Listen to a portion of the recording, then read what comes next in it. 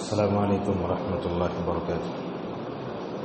الحمد للہ رب العالمین والعاقبۃ للمتقین والصلاة والسلام علی اشرف الانبیاء والمرسلین نبینا محمد وعلی آلہ واصحابہ اجمعین. اما بعد. قال اللہ تعالی اعوذ باللہ من الشیطان الرجیم من حمزہ ونفخہ ونفثہ وَيْلٌ لِكُلِّ هُمَزَةٍ لُمَزَةٍ الَّذِي جَمَعَ مَالًا وَعَدَّدَهُ. وعن أبي هريرة رضي الله عنه قال قال النبي صلى الله عليه وسلم أحب البلاد إلى الله مساجدها وأبغض البلاد إلى الله أسواقها. متفق عليه. جمعہ کا دن ہے. آپ لوگ خطبہ سننے کے باوجود بھی ایک دینی مجلس کی ضرورت، اہمیت، فوائد کیا ہیں اس موضوع سے متعلق سننے کے لیے جمع ہوئے ہیں. اللہ تبارک و تعالیٰ کا شکر ادا کرنے کے بعد مسجد کے منتظمین اور سارے ہی عوام حضرات و خواتین کا شکر گزار ہوں، اور اللہ سے دعا ہے کہ اللہ تعالیٰ اس مجلس کو ہمارے لیے دنیا اور آخرت میں خیر و برکت کا ذریعہ بنائے، اور اللہ تعالیٰ ہم کو جنت میں وعدہ جمع فرمائے جیسے اللہ نے ہمیں دنیا میں یہاں جمع فرمایا ہے. آمین. معزز حاضرین، انشاءاللہ 45 منٹ میں دینی مجالس کی ضرورت، اہمیت کیا ہوتی ہے، مجلس عربی زبان میں کس کو کہتے ہیں، مجلس کس طرح کی ہوتی ہے، نبی کریم صلی اللہ علیہ وسلم کی مجلس کی کیا خوبیاں ہوا کرتی تھیں، حضرت صحابہ کرام جب کسی مجلس میں بیٹھتے تو ان کے دل کا اور ان کا ادب کیسے ہوتا تھا، اور آج کل ہمارے مجلسوں کا رنگ کیا ہے، لوگ دینی مجلسوں سے کیوں بھاگ رہے ہیں، اس کا علاج کیا ہے. انشاءاللہ ان عناصر پر ہم آپ کے سامنے گفتگو کریں گے.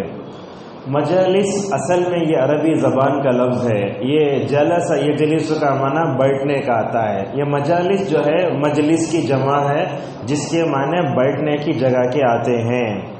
دنیا میں مجلسیں الگ الگ رنگ کی ہوتی ہیں، آپ جانتے ہیں. کچھ مجلسیں ایسی ہوتی ہیں جہاں صرف دنیا کی باتیں ہوتی رہتی ہیں، جیسا کہ حضرت عبداللہ ابن عمر رضی اللہ عنہما فرماتے ہیں قیامت کے قریب میں ایک ایسا وقت آئے گا کہ لوگ مسجد میں بیٹھ کر دنیاوی باتیں کریں گے. آج وہ زمانہ ہم دیکھ رہے ہیں، یہ وہ پیشن گوئی ہے. دنیا میں مسجد میں بیٹھ کر دنیاوی باتیں کریں گے، یہ دنیاوی باتیں. اور مجلس کا ایک دوسرا رنگ ہوتا ہے، آدمی جیسے ہوتی ہیں مجلس ویسے ہوتی ہے. مثلا دو بزنس مین اگر بیٹھ جاتے ہیں مارکیٹ کے بارے میں گفتگو کرتے ہیں، یہ دوسرا رنگ ہے. اسی طریقے سے اگر کھلاڑی کھیل سے اگر متعلق اگر کسی کو دلچسپی ہے تو جب بیٹھ کے بولتے ہیں کون سی ٹیم جیتی، کون سی ٹیم ہاری، کس نے 6 مارا، کس نے 4 مارا، اس طرح کی مجلسیں. اور کبھی فلموں کی باتیں ہوتی ہیں، اگر کسی کو فلم سے اگر زیادہ دلچسپی ہے تو بولے 2021 کا بہترین فلم وہ ہے، سب سے بہترین سین وہ ہے، ایسا. تو آدمی کی اپنی جو سوچ ہوتی ہے اسی کی طرح کی وہ مجلسوں میں اٹھتا بیٹھتا ہے. اور ان سب سے بڑھ کر آج ہماری مجلسوں میں جو بات دیکھتے ہیں وہ ہم یہ ہے کہ ہماری مجلسیں یہ گناہ کے لیے ایک جگہ کا مرکز بن کر رہ گئی ہیں. بعض جگہ انفرادی گناہ ہو رہا ہے، بعض جگہ اجتماعی گناہ ہو رہا ہے. جہاں اجتماعی گناہ ہو رہا ہے وہ ہے ٹی وی دیکھنا بیٹھ کر گھروں میں، یہ ایک بری مجلس ہے. اور اسی طریقے سے تھیٹروں میں جا کر فلم دیکھنا، یہ بھی دنیا کے سب سے بدترین مجلسیں ہیں. ہم نے ایک حدیث آپ کے سامنے پڑھی، اس کا ترجمہ کر کے آپ کو آگے بڑھتے ہیں. حضرت ابو ہریرہ رضی اللہ عنہ کہتے ہیں نبی کریم صلی اللہ علیہ وسلم نے فرمایا زمین میں اللہ کا سب سے پسندیدہ مقامات اگر کوئی ہے تو وہ اللہ کی مسجدیں ہیں. اگر مسجد سے آپ تعلق رکھیں گے، مسجد کے مجلس میں اٹھے بیٹھیں گے، اللہ تعالیٰ سے آپ قریب ہوں گے، اللہ کی محبت کو پانے کا ایک ذریعہ ہے. آپ نے اس کے برعکس اپوزٹ میں کیا کہا؟ وَأَبْغَضُ الْبِلَادِ إِلَى اللَّهِ أَسْوَاقُهَا. اللہ تعالیٰ کو سب سے سخت ناپسند اگر زمین کی جگہوں میں تو بازار ہیں.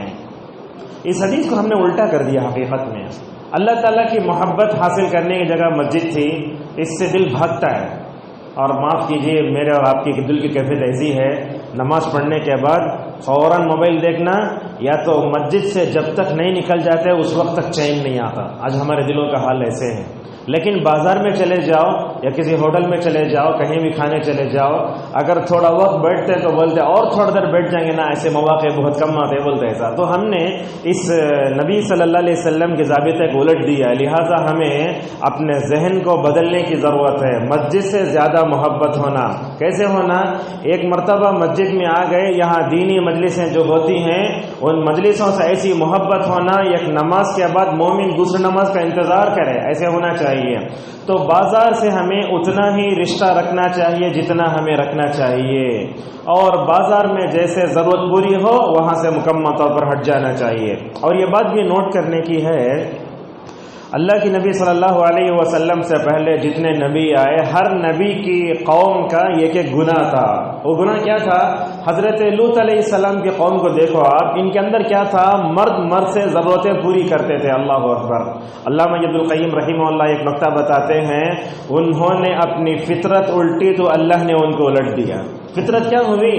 مرد کی شادی عورت سے نہ ہوتی ہے. جب انہوں نے مرد کی ضرورت مرد سے پوری کرنے لگے، اللہ تعالیٰ نے سورہ ہود میں کہا فَجَعَلْنَا عَالِيَهَا سَافِلَهَا. اللہ تعالیٰ نے ان کی فطرت کو دیکھا تو الٹ دیے، تو اللہ نے ان کو لے جا کے اوپر سے الٹ کر تباہ و برباد کر دیا. اس مجلس کی کیا، اس قوم کی کیا برائی تھی؟ اللہ تعالیٰ سورہ عنکبوت میں اس کی طرف اشارہ کرتا ہے، إِنَّكُمْ لَتَأْتُونَ الرِّجَالَ وَتَقْطَعُونَ السَّبِيلَ وَتَأْتُونَ فِي نَادِيكُمُ الْمُنكَرَ. کہا اے قوم لوط، تمہارے اندر 3 برائیاں ہیں. ایک تو یہ ہے کہ تمہارے مرد سے ضرورتیں پوری کرتے ہیں، ایک دوسرا یہ ہے کہ تم جو ہے کیا کرتے ہو؟ چوری کرتے ہو. جو لوگ آ کے بیٹھے سے پٹ پاکٹ بولتے ہیں نا ہمارے معاشرے میں، بیٹھا اس کے پرس مان لیا. 2 برائی. تیسری برائی، اور تمہارے جو ہے مجلسوں میں برائیاں ہوتی ہیں، ان برائیوں کو دیکھ کر تم خاموش ہو جاتے ہو. ایک تو سورہ عنکبوت میں آیا. سورہ آپ دیکھیں گے اعراف میں، وہاں تو یہ معلوم ہوتا ہے حضرت شعیب علیہ السلام کی قوم کے اندر بھی یہی بیماری تھی، راستوں پہ بیٹھ کے مجلس جمع کر کے لوگوں کو پریشان کرنا. اللہ نے کہا وَلَا تَقْعُدُوا بِكُلِّ صَرَاطٍ توعدون وتصدون عن سبیل اللہ من آمن الی آخرہ. اس سے کیا معلوم ہوتا ہے؟ قوم لوط غلط مجلسوں میں بیٹھ کر تباہی کا شکار ہوئی. حضرت شعیب علیہ السلام کی قوم کیوں تباہ و برباد کا شکار ہوئی؟ ان کے اندر تو ناپ تول میں کمی کرنے کا، ڈنڈی مارنے کا رواج تو تھا، لیکن ساتھ میں بری مجلسوں میں بیٹھ کر نعوذ باللہ تباہ و برباد ہوئے. اگر میرے سے آپ پوچھے آج امت مسلمہ کے زوال کے اسباب کیا ہیں، ہر عالم اپنے اپنے علم کی روشنی میں ایک چیز بتائے گا، لیکن میں سمجھتا ہوں امت مسلمہ آج زوال کا شکار 2 سبب سے. ایک تو یہ ہے وقت کی ناقدری، امت مسلمہ کا سب سے بڑا المیہ.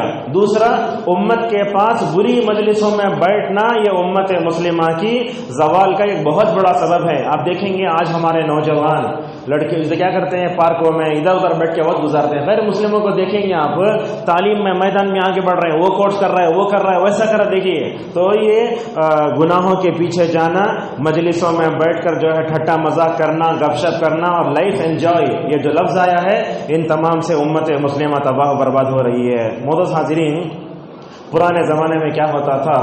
ہر گھر کے باہر ایک چبوترا بناتے تھے. آج بھی ہے وہ چبوترا کیوں بنایا جاتا ہے؟ چبوترا بنانے کا مقصد گھر میں تھوڑی دیر بیزار ہوا تو باہر آ کر بیٹھ کر ذرا ٹھنڈی سانس لیں گے، بلکہ سوچے تھے.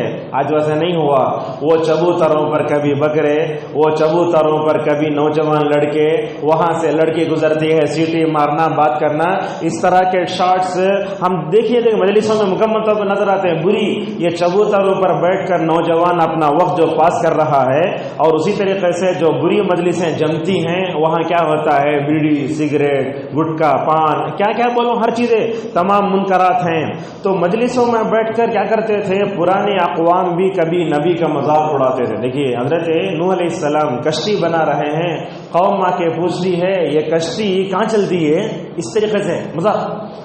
اور اسی طریقے سے کبھی توحید کا مذاق اڑاتے تھے، کبھی جو ہے نبیوں پر نازل ہونے والی کتابوں کا مذاق بھی اڑایا کرتے تھے. رسول اللہ صلی اللہ علیہ وسلم کعبۃ اللہ کے پاس کھڑے ہو کر قرآن پڑھتے. آج بھی دیکھیے نوجوانوں کا حل کیسے ہے.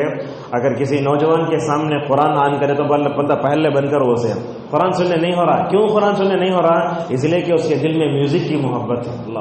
اللہ ابن قیم رحمہ اللہ بولتے یا تو میوزک کی محبت ہونا یا تو قرآن کی محبت ہونا. اگر قرآن کی محبت آ گئی تو میوزک کی محبت کو بھگا دیتا قرآن.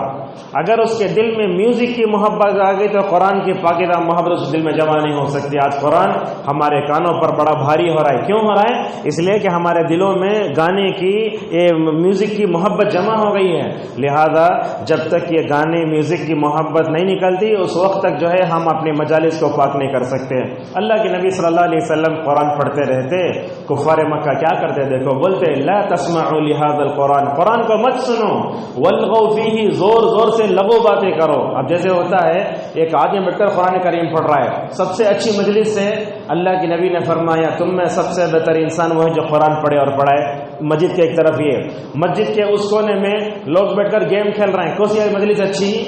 قرآن جس میں پڑھا جا رہا ہے. تو کیا کرتے اللہ کے نبی قرآن پڑھتے تو بولتے کفار زور زور سے ایسی باتیں کرو تاکہ تم کامیاب جو ہے غالب آ جاؤ. اور اللہ اکبر، نبی صلی اللہ علیہ وسلم کیسے اپنے نیکی پر توحید پر جمے ہوئے تھے. کیا کرتے کفار مکہ نعوذ باللہ وما كان صلاتهم عند البيت الا مكاء وتصديا، کفار مکہ کیا کرتے ننگے ہو کے طواف کرتے تھے نبی کے سامنے. اللہ کے نبی کو تکلیف پہنچانا. کعبۃ اللہ کے پاس جو مجلس جمتی اس مجلس میں انگلیاں کرنا ان کا مقصد تھا. کیا کرتے ننگے طواف کرتے اور کبھی تالیاں بجاتے کبھی سیٹیاں بجاتے. اللہ تبارک و تعالیٰ نے کہا تالیاں بجانا سیٹی بجانا ان کی عبادت ہے. آج ہم صوفیوں میں دیکھتے ہیں کسی ولی کا عروس ہوتا ہے تو ناچتے بھی ہیں تالیاں بجاتے بھی ہیں سب کرتے ہیں. گویا کفار مکہ کی اس عادت کو انہوں نے لے لیا اور سمجھتے ہیں کہ وہی جو ہے نعوذ باللہ ان کی عبادت ہے. تو یہ معلوم ہوتا ہے کہ نبی کا توحید کا کتابوں کا مذاق اڑانا یہ سب کرنا مجالس میں ہوتا تھا. ایک بات آپ کو بتاتے ہیں، حضرت ابو خدری رضی اللہ عنہ کہتے ہیں کہ نبی کریم صلی اللہ علیہ وسلم نے فرمایا ایاکم والجلوس فی الطرقات. آپ نے کہا لوگوں راستوں میں نہ بیٹھو، راستوں میں نہیں بیٹھنا چاہیے. تو صحابہ نے کہا نہیں راستوں میں بیٹھنا پڑتا کیا کریں؟ تو اللہ کے نبی صلی اللہ علیہ وسلم نے فرمایا راستوں میں بیٹھتے ہیں راستوں کے حقوق کو ادا کرو. آپ صلی اللہ علیہ وسلم نے سب سے پہلا جملہ کہا اگر راستوں میں بیٹھتے ہیں آنے جانے والا سلام کرے تو جواب دینا پہلا حق. دوسرا حق آپ نے بیان فرمایا راستوں میں بیٹھا تو اپنی نگاہوں کی حفاظت کرو. آج کل ہوتا کیا ہے مجلسوں میں بیٹھتے ہیں آنے جانے والی لڑکیوں کو نعوذ باللہ دیکھتے رہتے ہیں. اللہ ابن القیم رحمہ اللہ جو آدمی اجنبی لڑکیوں کو دیکھتا ہے تو اس کی مثال بیان کرتے ہوئے کہتے ہیں کہ وہ آدمی اس کتے کی طرح ہے جو گوشت کو دیکھتا ہے. مثال دیکھیے کیسے آج یہ ساری چیزیں. اور علامہ ابن حجر رحمہ اللہ نے جگہ لکھا ہے بازار میں ایک جگہ بیٹھے رہنا آنے والے جانے والی عورتوں کو لڑکیوں کو خواتین کو دیکھنا یہ گری ہوئی حرکت ہے جو کبھی شریف آدمی نہیں کرتا. لہذا سلام کا جواب دینا نگاہوں کی حفاظت کرنا اور اس کے بعد وہاں بیٹھ کر کوئی چھینکتا ہے تو اسے الحمدللہ بولا تو یرحمک اللہ بولنا. اور اسی طریقے سے وہاں بیٹھ کر اگر آپ کوئی بھلا کام دیکھتے ہیں تو بھلے کام کی ہمت افزائی کرنا. اگر وہاں برا کام دیکھتے ہیں تو برے کام کو روکنا بھی. آج دیکھتے ہیں راستوں وغیرہ میں کیا ہو رہا ہے مجلسیں جمع ہوتی ہیں. ایک مسلم لڑکا غیر مسلم لڑکی کے ساتھ بات کرتے ٹھہرا ہے کسی کے مجال نہیں کہ جا کر روک سکے. دیکھیے منکرات کیسے پھیل رہے ہیں. اگر آپ جا کے روکیں گے تو آپ کی جان کے لالنے پڑیں گے. ایسا ماحول دنیا میں نعوذ باللہ پیدا ہوتے جا رہا ہے. تو یہ اللہ کے نبی صلی اللہ علیہ وسلم نے راستوں میں جو مجلس جمتی ہے اس مجلس کی آداب بتائے. اگر ان آداب کا خیال کرو تو بیٹھ سکتے ہو، اگر ان آداب کا خیال نہیں کر سکتے تو بیٹھنا نہیں چاہیے. اور خصوصاً نوجوانوں کو بچوں کو جہاں تک ہو سکے آپ اپنے گھروں میں رکھیں. آج کیسا ہے انسان کا دوڑتا دماغ ذرہ برابر بھی گھر میں رہنے تیار نہیں. چلو گپ شپ کریں گے، چلو مارکیٹ جائیں گے، چلو کہاں جائیں گے پارک کو جائیں گے. وہاں جا کر غلط مجلسوں میں بیٹھتے ہیں تو ہمارا ایمان بھی خراب ہوتا ہے اخلاق بھی مکمل طور پر خراب ہوتا ہے. معزز حاضرین دنیا میں یاد رکھیے مجلسیں جو جمع ہوتی ہیں میں سمجھتا ہوں دنیا میں دو مجلسیں بڑی اچھی ہیں. وہ کون سی مجلسیں؟ مسجد میں جمع ہونے والی مجلس جس کو دینی مجلس کہا جاتا ہے یہ سب سے دنیا کی بہترین مجلس ہے. اور دوسرا دنیا میں جو بہتر مقامات ہیں ان مقامات میں میں سمجھتا ہوں مدارس جہاں قرآن پڑھا جاتا ہے جہاں دینی علم دیا جاتا ہے میں سمجھتا ہوں یہ دونوں ہی مجلسیں اچھی ہیں. ورنہ تو آدمی علماء کے ساتھ اٹھے بیٹھے میں سمجھتا ہوں یہ مجلس بھی اچھی ہے. ورنہ تو لوگ آج کل علماء کو نہ پسند کرتے نہ اٹھت بیٹھتے نہ کچھ کرتے. علامہ بن باز رحمہ اللہ کیا بولتے دیکھو اگر تم علماء سے دوستی رکھو گے آدھے عالم بن جاؤ گے. آج ہمارے فونوں میں ہر ایک کا نمبر دوست کا فلاں فلاں کا اگر نمبر نہیں ہے تو عالم دین کا نمبر نہیں. علماء سے تعلق رکھو. حضرت عمر رضی اللہ عنہ فرمایا کرتے تھے لوگو علماء کی مجلس میں جاؤ تمہارے دین میں ایمان میں اضافہ ہوگا. علماء سے تعلق رکھو تمہاری زندگی سدھرے گی تمہاری روح تمہارا جسم ہر طریقے سے اس میں جو ہے مکمل طور پر ترقی ہوگی. اور مسجد میں جو مجلسیں ہوتی ہیں جیسے مثال کے طور پر یہ درس ہو رہا ہے یہ ماشاءاللہ بڑی بہترین مجلس ہے. اللہ کے نبی صلی اللہ علیہ وسلم نے کیا فرمایا جب بھی معاشرے میں مسجد میں قرآن پڑھا جاتا ہے تو 3 خوشخبریاں رسول اللہ صلی اللہ علیہ وسلم نے سنائی. آپ نے فرمایا اس پر رحمت اترتی ہے فرشتے اس کو گھیر لیتے ہیں اور اللہ تبارک و تعالی قرآن پڑھنے پڑھانے والوں کا تذکرہ اپنے پاس فرماتا ہے. یہ 3 خوشخبریاں رسول اللہ صلی اللہ علیہ وسلم نے سنائی. اور ایک بات بھی ہے نماز ہو جاتی ہے نماز ہونے کے بعد آپ اذکار پڑھتے نا یہ بھی ایک مجلس کی طرح ہی ہے. اچھا نماز کے بعد اذکار ہوتے ہیں.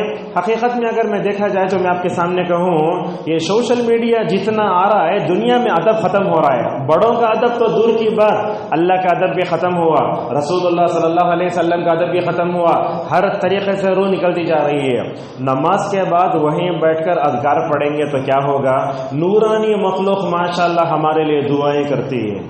دنیا میں آپ ایک دوسرے سے کتنی مرتبہ ہمارے لیے دعا کرو بولتے رہتے لیکن یہاں مفت میں دعائیں مل رہی ہیں فرشتوں کی وہ لینے کے لیے آپ تیار نہیں ہیں. کیا بولتے فرشتے بولتے اللہم اغفر لہ وارحم اے اللہ تیرے بیٹے ہوئے بندے کو معاف کر دے. اے اللہ اس بندے پر اپنی رحمت کی بارش برسا. اللہ اکبر. روحانی مخلوق ہمارے لیے دعا کرتے رہتی ہے. اچھا یہ نماز کے بعد اذکار پڑھنا میں سمجھتا ہوں آپ جب نماز پڑھ کر ختم ہونے کے بعد آپ بیٹھتے ہیں ذرا تصور کیجئے آپ دنیا میں کسی بڑے آدمی کے سامنے بیٹھتے ہیں اس وقت اگر واج دیکھتے ہیں تو کیا بولتا ہوں ٹھیک ہے آپ جا سکتے ہیں. یہ دنیا میں بڑے لوگوں کا حال ہوتا ہے. ذرا تصور کیجئے نماز کے بعد اللہ کے سامنے بیٹھے رہے. اللہ کی تعظیم آپ کے اندر میرے اندر کتنا ہونا چاہیے. نماز ختم ہوتے ہی آپ بیٹھے اس مجلس میں کس کے سامنے بیٹھے اللہ کے سامنے بیٹھے. لہذا آپ کے اور میرے دل میں اللہ تبارک و تعالیٰ کا ادب ہونا چاہیے. اور یہ مجلسوں میں اور اسی طریقے سے یہ اللہ تعالیٰ کا ادب اور اس کی محبت نبی کا ادب اور اس کی محبت اور یہ قرآن کا ادب اور ان تمام چیزوں میں مجلسوں میں ادب کا خاتمہ ہوا تو اسی موبائل کے ذریعے مکمل طور پر ہو رہا ہے. علماء نے اتنا بھی لکھتے دیکھیے بغور و اہم ہے اگر بچے اپنے ماں باپ کے سامنے بیٹھتے ہیں تب بھی ان کو ادب سے بیٹھنا چاہیے. آج کیا ہے بچے ماں باپ کے سامنے بیٹھتے ہیں ایک بچہ ماں کو لات مار رہا ہے اور ایک جا کے سر پہ چڑھ جا رہا ہے. نہیں چھوٹے چھوٹے ایسا بچے کرے تو چلتا ہے لیکن بڑے ہوتے ہوتے لاڑ بھی دینا پیار بھی کرنا ساتھ میں ادب بھی سکھانا چاہیے. لہٰذا یہ ماں باپ کے سامنے اگر بیٹھتے ہیں تو علماء نے اس وقت میں یہ بھی لکھا ہے ماں باپ کے سامنے بیٹھ کر اپنے جیب سے موبائل بھی نہیں نکالنا. ایسا کرنے سے کیا ہوتا ہے ماں باپ کی توہین ہوتی ہے. یہ ابن سیرین رحمہ اللہ اپنے ماں کے سامنے چلے گئے تو نظر سے نظر ملا کے باتش نہیں کرتے. آج کل تو بے ادبی کا حال تو یہ ہے کبھی سالن خراب ہو گیا کچھ بھی خراب ہو گیا تو ماں کو ایسا گھرتے ماں کے نظروں سے نظریں ملا کر بات کرنے میں آج کی نوجوان نسل جو ہے فخر محسوس کر رہی ہے. ایک وقت تھا اپنے ماں باپ کی آنکھوں سے آنکھیں ملا کر بات کرنے کی ہمت نہیں ہوتی تھی. یہ سب مجلسوں میں ادب نہ ہونے کی وجہ سے ساری چیزیں ہو رہی ہیں. تو آپ نماز کے بعد اللہ کے سامنے بیٹھیں ادب سے بیٹھیے. آپ نہ دائیں دیکھو نہ بائیں دیکھو. آدمی کبھی اگر پریشانی ہے جلدی جانا تو اٹھ کے جا سکتا ہے ورنہ آپ کے پاس وقت ہے اپنے موبائل سے اپنے جیب سے فوراً موبائل مت نکالو.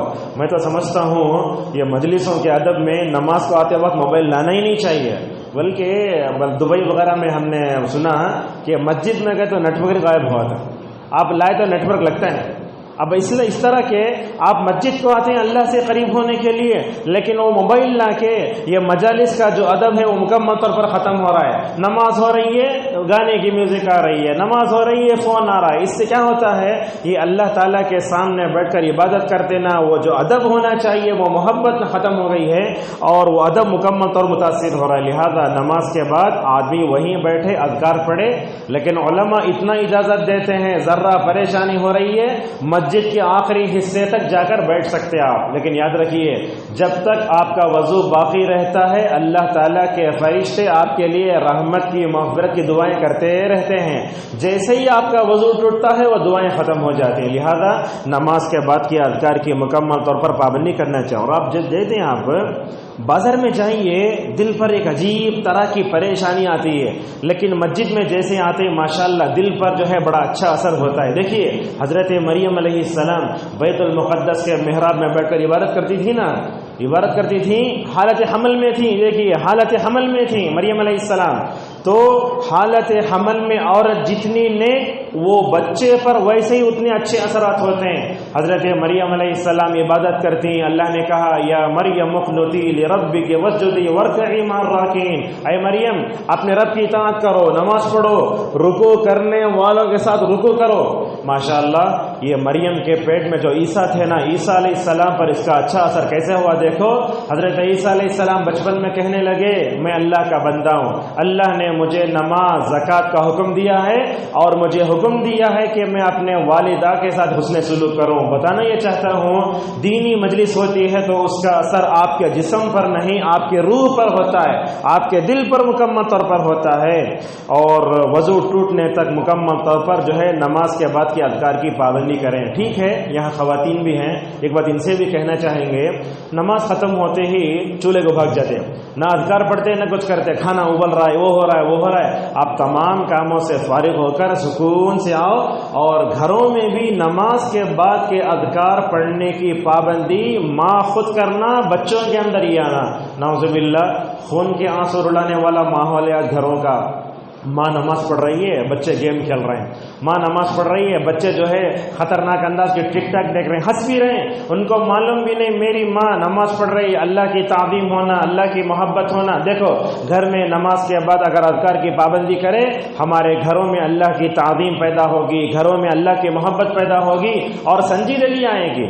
معزز حاضرین، اسی طریقے سے یہ مساجد میں جو مجلسیں ہوتی ہیں، ایک تو ہوتی ہے درس قرآن کی مجلس، صبح میں درس قرآن جو ہوتا ہے وہ آپ اس میں بیٹھیں غور سے سنیں، اور ایسے ہو سکتا ہے کہ درس دینے والے کی ایک بات آپ کی زندگی بدل دے۔ اسلاف میں سے کتنے موقع پر یہ بات سننے میں آتی ہے، اسلاف میں سے کئی اسلاف نے کہا میں نے ایک بات سنی، اس بات کی وجہ سے ماشاءاللہ فائدہ مجھے 30 سال تک ہوتا رہا۔ اللہ اکبر، 30 سال تک اس سنی ہوئی بات سے میں فائدہ مکمل طور پر اٹھاتا رہا۔ اور ایک بات بھی ہے آپ کو بتاتے ہیں، یہ مسجد میں ماشاءاللہ وہ ماحول نہیں ہے، لوگ زیادہ چیخنے والے، زیادہ چلانے والے اور ہنسانے والے لوگوں کو پسند کرتے ہیں۔ یاد رکھیے کسی بھی مقرر کی بات کیا کرنا، عمل کی نیت سے سننا چاہیے، مزے لینے کی وجہ سے نہیں سننا چاہیے۔ آدمی جب مزے کے لیے سنتا ہے تو بس مسجد ہی میں اس کو جھٹک کے نعوذ باللہ ایسے ہی باہر چلا جاتا ہے، اور شام میں درس حدیث ہوتا ہے اس میں بیٹھنا چاہیے۔ اور اسی طریقے سے ہفتہ واری اجتماع، ماہانہ اجتماع، اور ان سب سے بڑھ کر جمعہ کے وقت جو مجلس جمتی ہے اس مجلس میں آپ دیکھیں گے ماشاءاللہ ہفتے بھر کا جو ٹینشن ہے جمعہ کی وجہ سے ماشاءاللہ ختم ہو جاتا ہے۔ جمعہ کے وقت ذرا تصور، اسی ممبر سے ہم نے آپ کے سامنے بتایا تھا، جمعہ کے وقت پہلے وقت میں آئیے، خوشبو کا استعمال کیجیے، مرد اچھے کپڑے پہن کے آئیے، تو اذان ہوتی ہے، خطبہ ہو رہا ہے، اگر آپ کے اندر ایمان ہے تو آپ ایک عجیب طرح کا سکون محسوس کریں گے۔ اس وقت جو بھی سنتے ہیں عمل کرنے کا جذبہ پیدا ہوتا، وہ ایمانی کیفیت جو آپ کے اندر آتی نا، اس ایمانی کیفیت کو زیادہ دیر تک اپنے اندر باقی رکھنے کی کوشش کیجیے۔ اور جمعہ کی نماز کے بعد گناہوں سے توبہ کرنے کا جو جذبہ پیدا ہوتا ہے وہ دوسرے وقت میں نہیں ہوتا۔ یہ سب دیکھیے مجلسوں کا اثر انسان کے جسم پر نہیں اس کے ذہن پر ہوتا ہے، اس کی روح پر ہوتا ہے، اس کی عقل پر مکمل طور پر ہوتا ہے۔ اور اسی طریقے سے مجلسیں جمتی تھیں نبی صلی اللہ علیہ وسلم کے زمانے میں، جمعہ میں بھی، عید میں بھی، عید کے موقع پر بھی نبی کریم صلی اللہ علیہ وسلم مردوں کے مجلس میں تقریر فرماتے اور عورتوں سے الگ جا کے تقریر فرماتے۔ اس وقت مائک کا سسٹم نہیں تھا، اس لیے اللہ کے نبی صلی اللہ علیہ وسلم الگ جا کرتے تھے۔ جمعہ کی جو مجلس جمتی ہے اس میں جہاں تک ہو سکے پہلے آنے کی کوشش کرنا چاہیے۔ ہمارے نوجوان ایسی ایسی کمپنیوں میں کام کرتے ہیں جہاں جمعہ کا پرمیشن نہیں ہے، لیکن افسوس کی بات ہے ان کمپنیوں میں کام کرنے والا سکھ بالکل قانونی لڑائی ہوئے جا کر وہ گردوارے کو جاتا ہے، عیسائی ہو تو چرچ کو جاتا ہے۔ ہم لوگ پیسے کے خاطر جمعہ کو قربان کر رہے ہیں، جمعہ کی کوئی فضیلت نہیں، بس آدھے گھنٹے کا موقع ملا، خطبہ ختم ہونے کے قریب آئے، 2 رکعت نماز پڑھے، بھاگے، بریانی کھا کے چلے گئے، یہ جمعہ کا۔ تو یہ جمعہ کے دن جو مجلس جمتی ہے بڑی بہترین ہوتی ہے، پہلے آنے کی کوشش کریں۔ اس حدیث کو بیان کر کے اپنی بات کو آگے بڑھاتے ہیں۔ رسول اکرم صلی اللہ علیہ وسلم نے فرمایا جو آدمی اپنے گھر میں وضو کرتا ہے، وضو کرنے کے بعد وہ آتا ہے مسجد کو، امام کے قریب ہوتا ہے، سنتا ہے، کسی کو تکلیف نہیں دیتا، سنتا ہے، اللہ کے نبی صلی اللہ علیہ وسلم نے فرمایا ہر قدم پر جو اپنے گھر سے نکلا ہر قدم پر اسے 1 سال تہجد پڑھنے کا ثواب اور 1 سال نفل روزے رکھنے کا ثواب۔ یہ ترمذی کی حدیث ہے۔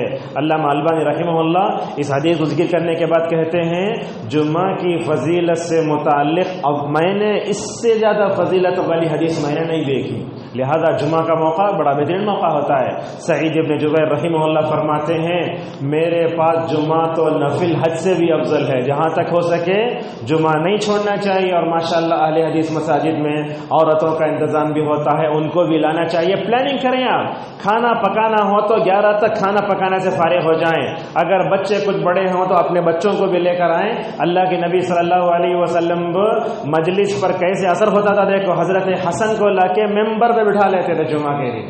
آج بچے ذرا غور و فکر کریں، مؤذن لکڑی لے کے مارتا ہے، باہر بھگاتا ہے، نہیں، آ کے بٹھا لیتے اور اس کے بعد ایک طرف حسن کو دیکھتے دوسری طرف سامعین کو دیکھا کرتے تھے۔ اب لوگوں سے کہا گیا تو لوگ کیا بولتے، نبی صلی اللہ علیہ وسلم کے زمانے میں بچے الگ تھے، آج کے بچے الگ ہیں۔ بچوں کو نہیں لانا تو وہ جواب دیتے نہیں، آپ دینی مجلسوں میں ان کو لے جاؤ۔ دیکھو حضرت ام سلیم رضی اللہ عنہ کو ماشاءاللہ نبی صلی اللہ علیہ وسلم کے گھر سے بہتر دنیا کا کس کا گھر ہو سکتا ہے؟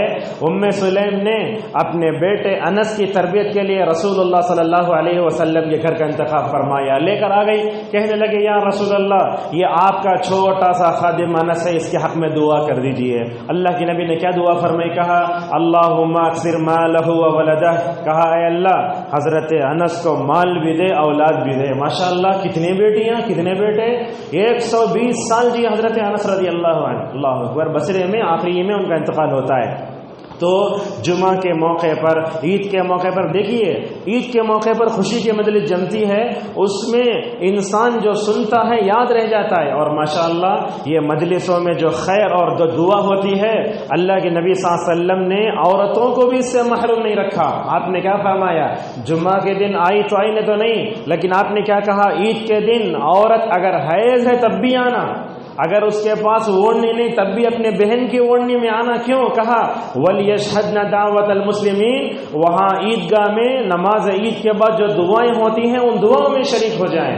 اللہ کے نبی صلی اللہ علیہ وسلم اجر مجلسوں میں انصاف کرتے تھے۔ معزز حاضرین، دینی مجلسوں کے بڑے فائدے، سب سے پہلا فائدہ یہ ہوتا ہے دینی مجلسوں میں بیٹھنے کی وجہ سے بندے کی روحانی تربیت ہوتی ہے۔ ہمارے گھروں میں دسترخوان بچھتا ہے، شوہر بیوی بچے دادا نانا سب مل کے کھانا کھاتے ہیں، تو دسترخوان پر بیٹھ کر ہماری کون سی تربیت ہو رہی ہے؟ جسمانی تربیت ہو رہی ہے۔ لیکن اگر آپ دینی مجلسوں میں بیٹھیں گے آپ کی روحانی تربیت ہوگی۔ جب روحانی تربیت کی بات آتی ہے، ایک بات آپ کو بتاتے ہیں، یہ صوفیہ وغیرہ پیر مریدی کا سلسلہ دیکھتے ہیں آپ لوگ، بیعت وغیرہ کرنے کے بارے میں دیکھتے ہیں، ایک آدمی اپنے آپ کو پیر بولتا ہے، سال بھر نہیں نہاتا بلکہ ہر ہاتھ میں 2 انگوٹھیاں، اور عطر پیتا ہے اور شراب پیتا ہے، گانجا مارتا ہے، اور جتنا نہیں نہاتا اتنا وہ اچھا پیر، جنگلی پیر، پتہ نہیں کیا کیا۔ ایسے لوگ کیا کرتے ہیں؟ مجلسیں جماتے ہیں، مجلسیں جمع کر کے اپنے مرشدوں کو بلاتے ہیں اور ان کو بولتے ہیں اللہ کا ذکر کرو، ہو ہے نا 1000 مرتبہ بولنا، یہ کیا روحانی تربیت کے نام پر امت کے لوگوں کو بے وقوف بنایا جا رہا ہے. کہا جا رہا ہے لا الہ الا انت سبحانک 313 مرتبہ پڑھا تو کرونا وائرس نہیں آتا.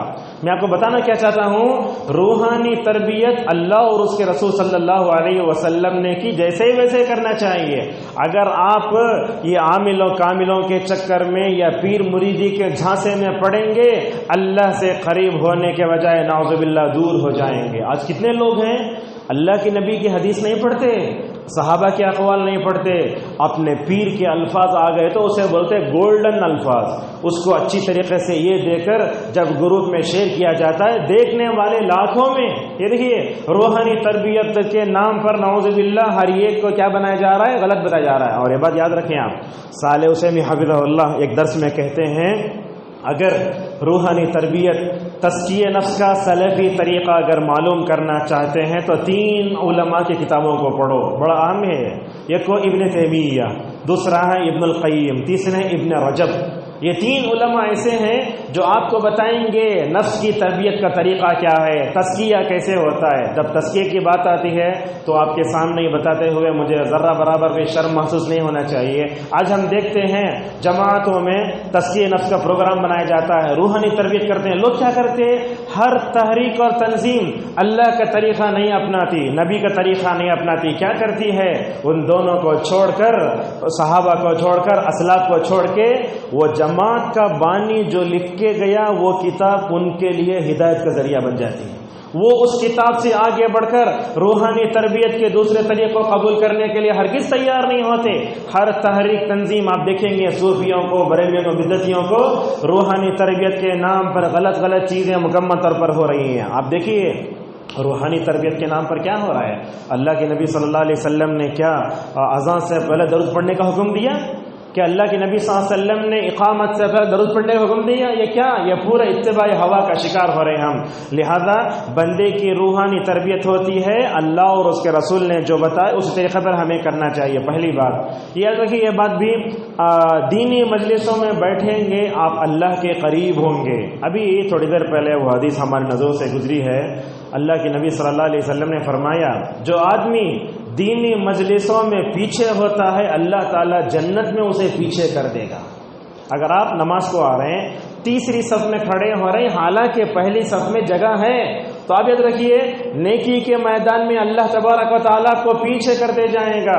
کل 5ویں صف میں نماز، اس کے بعد 7، اس کے بعد 10، اس کے بعد دروازے کے قریب کھڑے ہو کر آؤٹ باہر. اس طریقے سے نہیں ہونا چاہیے. ابن مسعود رضی اللہ عنہ یہ کہتے ہیں جو بندہ نماز میں جتنا آگے آتا ہے اللہ تبارک و تعالیٰ قریب ہوتا ہے. آپ دیکھتے نہیں پرانے زمانے میں ہوتا تھا تھیٹر میں فلم دیکھنا ہو تو سامنے کی سیٹوں میں کھلاڑی وغیرہ کھیلتے ہیں تو سامنے سیٹیں جا کے دیکھتے ہیں، لیکن دینی معاملے میں پہلی صف میں آنے کی مکمل طور پر ہمارے اندر عادت ہونا چاہیے. یہ سعید ابن مسیب رحمہ اللہ اپنے بارے میں کیا بولتے ہیں، دیکھو سعید 40 سال تک ماشاءاللہ نماز فجر کی پڑھتا رہا، 40 سال تک پہلی صف میں، 40 سال تک نماز فجر کو جماعت کے ساتھ پڑھنا میں سمجھتا ہوں یہ بہت بڑا جہاد ہے یہ. اور وہ بولتے ہیں میں نے 40 سال تک امام کے علاوہ کسی اور کی پیٹھ نہیں دیکھی. کیا مطلب، کبھی دوسرے صف میں بھی نہیں آئے. تو اس طریقے سے ہمیں دینی مجلسوں میں اگر بیٹھتے ہیں روحانی تربیت ہوتی ہے، بندہ اللہ تبارک و تعالیٰ سے زیادہ قریب ہوتا ہے. اور خصوصاً رات میں آپ دیکھیں گے جب سارے لوگ سوئے ہوئے ہوتے ہیں، تہجد پڑھ کے دیکھیے ماشاءاللہ وہ مجلس کا رنگ ہی الگ ہوتا ہے. علماء تو اتنا بولتے ہیں جو بندہ ایک مرتبہ اس کا مزہ چکھ لے دوبارہ چھوڑتا نہیں. آج ہمارے پاس کھانے پینے کی پوری لذتیں، 2 لذتوں کا اب تک ہم نے مزہ چکھا نہیں، علم کی لذت اور عبادت کی لذت. یہ دونوں لذتوں میں، چاشنی میں، حلاوت میں صحابہ بہت آگے تھے. وہ کھانے پینے کی لذتوں کے پیچھے نہیں پڑتے تھے. ابن القیم رحمہ اللہ جگہ لکھتے ہیں جو آدمی کھانے پینے میں اللہ کی نعمتوں کو دیکھتا ہے، عبادتوں میں کچھ بھی نہیں دیکھتا، وہ غلط ہے، اس کی عقل ناقص ہے. لہذا اللہ تبارک و تعالیٰ نے ہمیں دین دیا، ہدایت رسول اللہ کی امت میں پیدا فرمایا. ان تمام چیزوں میں اللہ تبارک و تعالیٰ کا ہمیں احسان ماننا چاہیے. تیسری بات، دین دینی مجالس میں بیٹھنے سے بندوں کو سکون بھی بڑا ملتا ہے. آپ دیکھیے ویسے بیٹھے ہیں، میرے اور آپ کی دل کی کیفیت اور ہے، لیکن آپ کسی کھلاڑی یا کسی فلمی ستارے یا بازار میں اگر آپ بیٹھیں گے تو آپ کو سکون نہیں ملے گا، بلکہ دل بولے گا جلد بھاگ جاؤ. اس طریقے سے اگر سکون والی زندگی، خوشگوار زندگی چاہتے ہیں تو دین و مجلسوں سے اپنے تعلق کو جوڑ کر رکھو.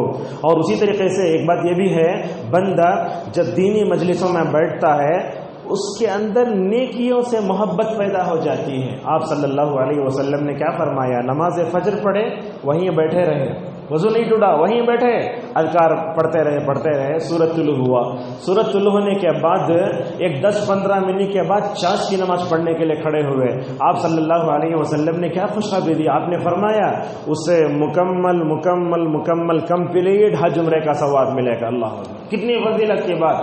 آج یہ ساری چیزیں رہ کر ہم چھوڑ رہے ہیں، ہم کو معلوم ہے، لیکن عمل کرنا ہم کو بڑا مشکل ہو جاتا ہے. لہذا نیکیوں سے محبت. علامہ محمد رحمہ اللہ لکھتے ہیں اگر بندہ نیکی کرتا ہے اللہ تعالیٰ اس کے دل میں نیکیوں کی محبت ڈال دیتا ہے.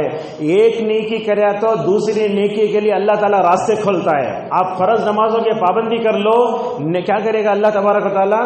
آپ کے دلوں میں سنن و نوافل کی محبت ڈالے گا، اور سنن نوافل کی جب محبت ڈالے گا تو جو ہے نفل نمازیں بھی ہم ایسے ہی پڑھنا شروع کر دیں گے. تو نیکیوں سے محبت پیدا کرنا چاہتے ہیں دینی مجلسوں میں بیٹھو. اور اسی طریقے سے دینی مجلسوں میں بیٹھنے کا اور ایک فائدہ، بندہ کیا ہوتا ہے برائی کا عزم کرے تو بھی ماشاءاللہ چھوڑ دیتا ہے. کتنے ایسے آج لوگ ہیں مسجد میں آتے ہیں، خطبہ سن لیے، توبہ کرنا، آنکھ سے آنسو بھی گر جاتا ہے، لیکن جیسے ہی مسجد کے باہر چلے گئے فوراً کیا ہو جائے؟ گناہ اس کے اوپر غالب آ جاتے. یہ کیا ہے؟ یہ اصل میں آپ نے اپنے نفس کو دھوکہ دیا ہے حقیقت میں. لہٰذا وہ مسجد میں رہ کر یہ برائی چھوڑنے کا جو اصل میں دل میں جذبہ آتا نا، وہ جذبے کو آپ پکڑے رہو اور اللہ سے دعا کرو، اے اللہ جیسے مسجد میں جاتا ہوں میں، نیکیوں کی حرص اور محبت پیدا ہو جاتی ہے نا، مسجد کے بعد بھی وہ محبت میرے دل میں رکھ.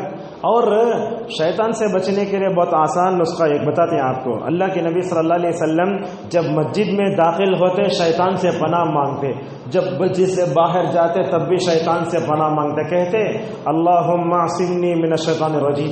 اس کا مطلب کیا ہوا؟ اس کا مطلب یہ ہوا جب آپ مسجد میں آتے ہیں تو رحمان کے بندے بن جاتے ہیں، شیطان کا حملہ نہیں ہوتا ہے. اگر حملہ ہوا تو وہ اعوذ باللہ پڑھ کے بائیں جانب تھوکتے ہیں. لہٰذا آپ کے دل پر اللہ تبارک و تعالیٰ کی محبت کا جو اثر ہوتا ہے وہی محبت کا اثر مسجد کے باہر جانے کے بعد یہ مکمل طور پر ہونا چاہیے. اور اسی طریقے سے یہ دینی مجلسوں میں بیٹھنے کا اور ایک فائدہ، ہمیں اپنا مقصد زندگی سمجھ میں آتا ہے. اگر آپ غلط مجلسوں میں بیٹھیں گے، کھانے پینے کی محفل میں بیٹھیں گے، کھانا پینا آپ کا مقصد ہوگا، لیکن مسجد میں آئیں گے، خطبہ، ہفتہ واری درس قرآن، درس حدیث کوئی بھی ہوگا تو آپ کو اپنا مقصد زندگی مکمل طور پر سمجھ میں آئے گا. اور ایک بڑا فائدہ یہ فائدہ کیا ہے؟ دینی مجلسوں میں بیٹھنے کا ایک فائدہ یہ ہوتا ہے کہ بندہ بیکار لغو لا یعنی باتوں سے دور ہو جاتا ہے. آج ہماری زندگیوں میں بیکار بغیر مقصدیت کی گفتگو بہت زیادہ ہوتی ہے. اچھا، اللہ نے کہا سورہ مومنون کے شروع میں والذین هم عن اللغو معرضون، مومن وہ ہوتا ہے جو بیکار باتوں سے اپنے آپ کو دور رکھتا ہے. اچھا، وہ بیکار باتیں کیا؟ وہ بغیر مقصد کے جو گفتگو ہوتی ہے وہ کیا؟ وہ علامہ شوکانی رحمہ اللہ فتح القدیر میں کئی اقوال لائے، اس میں ایک شرک بھی ہے. شرک بیکار چیز ہے، لہذا اس سے دور ہونا چاہیے. اور اسی طریقے سے پوری گناہ کی باتیں لغو چیزوں میں آتی ہیں، لہذا بیکار باتیں جس میں نہ دین کا فائدہ، نہ دنیا کا فائدہ، نہ آخرت کا فائدہ، ایسی بے مقصد گفتگو سے جہاں تک ہو سکے ہم سب کو مکمل طور پر دور رہنا چاہیے. معزز حاضرین، اللہ تبارک و تعالیٰ نے سورہ قصص میں یہی بات کی طرف اشارہ کرتے ہوئے کہا وَإِذَا سَمِعُوا اللَّغْوَ أَعْرَضُوا عَنْهُ، مومن وہ ہوتے ہیں جو بیکار بات کو دیکھ کے فوراً وہاں سے گزر جاتے ہیں. اور اللہ نے یہی کہا وَإِذَا مَرُّوا بِاللَّغْوِ مَرُّوا كِرَامًا، جہاں غلط بات ہوتی ہے تو مومن وہاں عزت سے مکمل طور پر گزر جاتا ہے. آج ہماری زندگیاں گپ شپ میں بہت گزرتی ہیں، ایسی بغیر مقصد کے باتیں کرتے ہیں جس میں دین کا دنیا کا کوئی فائدہ ہمیں مکمل طور پر نہیں ہوتا. معزز حاضرین، اسی طریقے سے دینی مجالس میں بیٹھنے سے اللہ کی تعظیم ہمارے دلوں میں پیدا ہوتی ہے. اب جب ہم نماز پڑھتے ہیں تو کیا ہمارے دلوں میں اللہ کی محبت ہے؟ جب ہم اللہ کے سامنے کھڑے ہو کر نماز پڑھاتے ہیں تو کیا ہمیں اللہ سے ثواب کی امید ہے؟ یاد رکھیے، اللہ کی عبادت کرنا ہو تو 3 ارکان اس کے اندر ہونا. اس بات پر ہمیں بڑی بحث کرتے ہیں. کیا بحث؟ سورہ فاتحہ نہیں پڑھا تو نماز نہیں ہوتی. صحیح ہے، لیکن یہ 3 چیزیں نہ ہو تو عبادت بھی صحیح نہیں ہوتی ہے. وہ کیا؟ وہ کہتے ہیں علامہ ابن تیمیہ رحمہ اللہ، من عبد اللہ بالحب والخوف والرجاء فهو مؤمن حقیقی. عبادت کے 3 ارکان ہیں. جب بھی آپ نماز، روزہ، زکوٰۃ کوئی بھی عبادت کریں، یہ 3 ارکان کو اپنے دل میں لائیں. سب سے پہلے جس ذات کی عبادت کر رہے ہیں اس ذات کی محبت آپ کے دل میں ہونا چاہیے، ایک بات. اسی طریقے سے جس ذات کی عبادت کر رہے ہیں اس ذات کا ڈر بھی آپ کے اندر ہونا چاہیے، محبت بھی ہونا، ڈر بھی ہونا. تیسرا، آپ عبادت کر رہے ہیں تو اللہ تبارک و تعالیٰ سے ثواب کی پوری امید ہونا. مثلا کیسے؟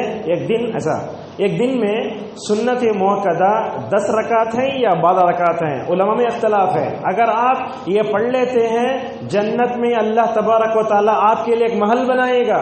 اگر اس حدیث پر آپ پوری طرح ثواب کی امید رکھ کے پڑھتے ہیں تو کیا ہوگا؟ اللہ تبارک و تعالیٰ آپ کو مکمل طور پر ثواب دے گا. لہذا اللہ کی تعظیم پیدا ہوتی ہے، رسول اللہ صلی اللہ علیہ وسلم کی تعظیم پیدا ہوتے. ایک اہم بات آپ کو بتاتے ہیں. نوجوانوں کے پوچھتے ہمیں گناہوں سے اپنے آپ کو کیسے بچانا چاہیے. گناہوں سے بچنے کے لیے سب سے آسان نسخہ علماء نے جو بتایا، اگر آپ اپنے دل میں اللہ کی تعظیم پیدا کر لیں گے نا، گناہ کے قریب کبھی نہیں جائیں گے. یہ بات یاد رکھیں آپ. بندہ جب گناہ کرتا ہے تو سب سے پہلے اللہ کی نظر سے گرتا ہے. بندہ جب گناہ کرتا ہے تو رسول اللہ صلی اللہ علیہ وسلم کی نظر سے گرتا ہے. بندہ جب گناہ کرتا ہے تو اس کا چہرہ بولتا ہے کہ یہ گنہگار ہے. 3 ہو گئے. بندہ جب گناہ کرتا ہے، ابن عباس رضی اللہ عنہما فرماتے ہیں، وہ گنہگار بندے کے بارے میں بغض و عداوت لوگوں کے دلوں میں ڈال دیا جاتا ہے. جیسے نیک آدمی کے پیچھے لوگ بھاگتے نا، ویسے برے آدمی سے لوگ اپنے آپ کو بچاتے ہیں. نہیں، گنہگار. اسی لیے اللہ نے کہا وَمَن يُهِنِ اللَّهُ فَمَا لَهُ مِن مُكْرِمٍ. اللہ جس کو ذلیل کر دے اسے کوئی عزت دے نہیں سکتا. دیکھیے آج ہم گنہگار ہیں. شادی کو جاتے ہوئے بہترین شیروانی بہترین پہن کر چلے جاتے ہیں اور اسٹیج پر بیٹھ کر فوٹو سب پکڑتے ہیں. لیکن یہ ذرا فوٹو دیکھ کر ذرا اپنے دل میں کہو، میرے گناہ جو ہے لوگوں کی نظر میں تو چھپے ہیں مگر اللہ تعالیٰ میرے گناہوں کو زیادہ جانتا ہے. امام احمد رحمہ اللہ جب بھی کلاس میں پڑھانے کے لیے آتے ہیں تو ایک بات بولتے، دیکھو میرے شاگردوں میں تم کو ایک بات بول رہا ہوں، اگر اللہ تبارک و تعالیٰ یہ گناہوں کے اوپر پردہ نہ ڈالتا تو ہم میں سے ایک آدمی دوسرے کے سامنے ذلیل ہو جاتا. میرے گناہ آپ کو معلوم نہیں اسی لیے میری عزت بچی ہے، آپ کے گناہ مجھے نہیں معلوم اس لیے آپ کی عزت بچی ہے. اللہ تبارک و تعالیٰ گناہوں پہ پردہ ڈالتا ہے نا، یہ بھی اللہ تبارک و تعالیٰ کی بہت بڑی رحمت ہے. معزز حاضرین، رسول اللہ صلی اللہ علیہ وسلم کی تعظیم بھی ہونا چاہیے. جب درس حدیث ہوتا ہے ہمارے دل میں رسول اللہ کی تعظیم ہونا، نبی جو بتا رہے ہیں اس کو غور سے سننے کی مکمل طور پر کوشش کرنا چاہیے. اب آئیے آج کے درس میں اور آگے بات بتاتے ہیں. دنیا میں اگر سب سے بہترین اگر کسی کے مجلس تھی تو وہ محمد صلی اللہ علیہ وسلم کی مجلس ہے. آپ کی مجلس میں کیا کیا ہوتا سنیے. آپ کی مجلس دنیا کی سب سے اچھی مجلس، یہ یہود اور منافقین ایسے مطلب بدبخت یہ لوگ رسول اللہ کی مجلس میں جا کے خیر اور بھلائی کی باتیں سننے کے بجائے باہر کھڑے ہو کر رسول اللہ کی مجلس کا مذاق اڑاتے تھے. اللہ اکبر. اللہ تبارک و تعالیٰ سورہ محمد صلی اللہ علیہ وسلم میں فرماتا ہے جب صحابہ آپ کی مجلس سے نکلتے باہر منافقین کھڑے ہو کر بولتے کیا بولے اللہ کے نبی اندر. ایک تو یہ منافقین کا ایسے بدبخت رسول اللہ کو دیکھ کر ایمان بھی نہیں لائے، آپ کی مجلسوں میں جو خیر ملتا تھا اس خیر سے محروم ہو گئے. اتنا تو یہ. دوسری طرف دیکھیے یہود کیا کرتے تھے. اللہ اکبر. نبی کریم صلی اللہ علیہ وسلم بیٹھے رہتے، اپنی بیوی عائشہ رضی اللہ عنہ آ کر بولتے السلام علیکم، مجھے بولتے السلام علیکم، لام نکال ڈالے تو تم مر جاؤ. نبی کو آ کر موت کی دعا دیتے تھے.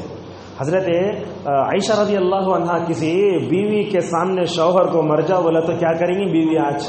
وہ کیسی صبر والی تھی. اللہ کے نبی صلی اللہ علیہ وسلم کے سامنے عائشہ ذرا اٹھ کر جو ہے ذرا جذبات میں آ کر بولتی تم مر جاؤ. اللہ کے نبی بولتے عائشہ رکو یہاں نرمی اختیار کرو.